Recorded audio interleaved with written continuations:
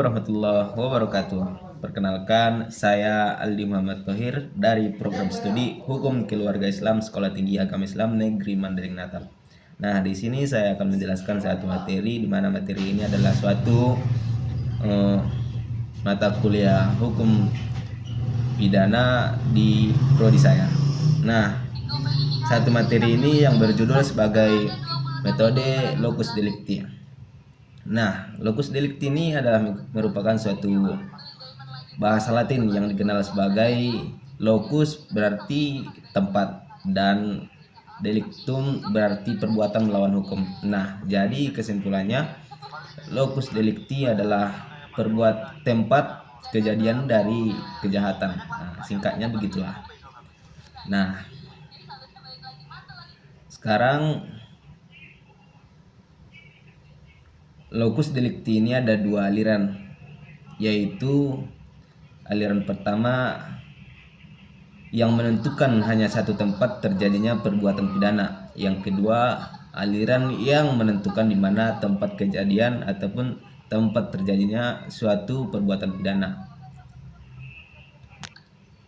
Menurut Van Hatum, pemerintah berpendapat bahwa yang harus dipandang sebagai locus delicti itu adalah seorang pelaku telah melakukan kejahatannya dan bukan tempat kejahatan itu telah menimbulkan akibat. Sedangkan menurut Van Bemmel berpendapat bahwa yang harus dipandang sebagai locus delicti itu pada dasarnya adalah tempat seseorang pelaku telah melakukan perbuatannya secara material. Nah, terkait dengan persoalan tempat terjadinya, maka ada beberapa ajaran, yaitu teori perbuatan material dan teori akibat serta teori alat. Nah, teori perbuatan material merupakan ajaran yang harus dianggap sebagai tempat terjadinya tindak pidana, dan teori akibat merupakan yang harus dianggap sebagai locus delicti yang menunjukkan tempat di mana akibat dari perbuatan pidana itu terjadi. Dan yang ketiga, teori alat. Nah, teori alat ini didasarkan terhadap fungsinya suatu alat digunakan dalam perbuatan pidana. Teori ini menegaskan bahwa dianggap tempat terjadinya tindak pidana adalah tempat di mana alat digunakan dalam tindak pidana tersebut.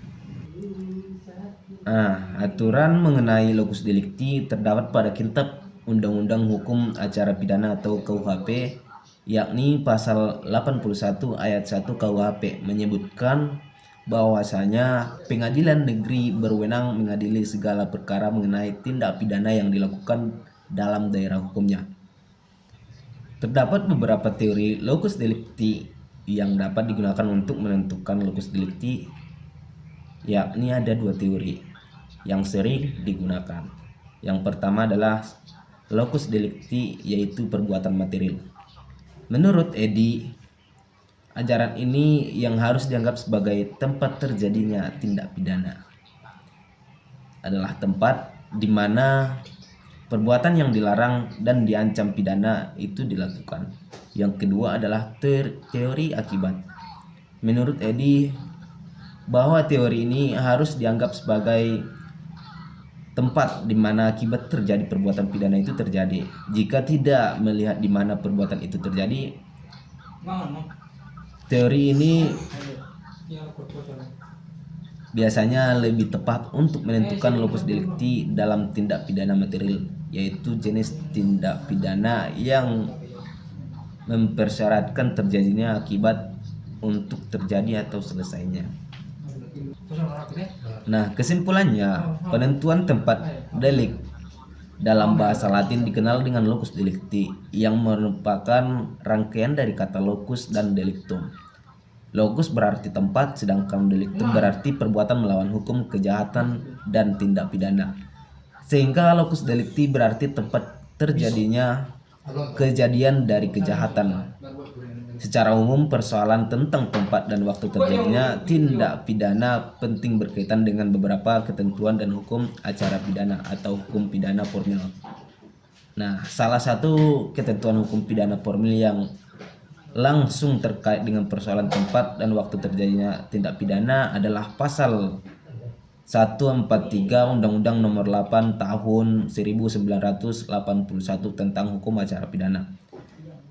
Ada dua aliran dalam menentukan lokus delikti. Yang pertama, aliran yang menentukan hanya satu tempat terjadinya perbuatan tindak pidana. Yang kedua, aliran yang menentukan di beberapa tempat terjadinya suatu perbuatan pidana. Berdasarkan aliran pertama atau dua teori masing-masing adalah Leer-de-Lichemik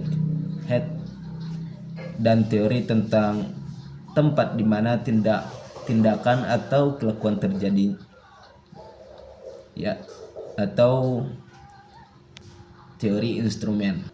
Sedangkan aliran kedua dapat memilih untuk menggunakan Leer-Delictic Death atau menggunakan teori akibat. Pada dasarnya, menurut pandangan saya, bahwasanya teori